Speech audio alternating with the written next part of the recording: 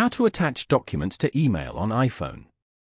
To get started, first of all go ahead and open up the Mail application on your phone.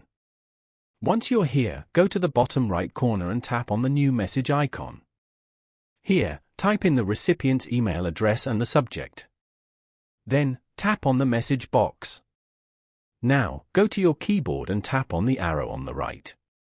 Tap on the attachment icon as shown. You can now browse your files. Tap on the attachment icon as shown.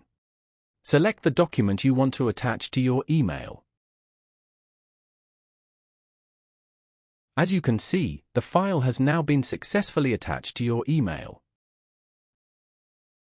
After that, tap on the arrow button at the top right to send the email. Following these steps, you can easily attach documents to your email on an iPhone. Thank you for watching. Please leave a like if this tutorial helped you, or leave a comment below if you have any questions related to the video.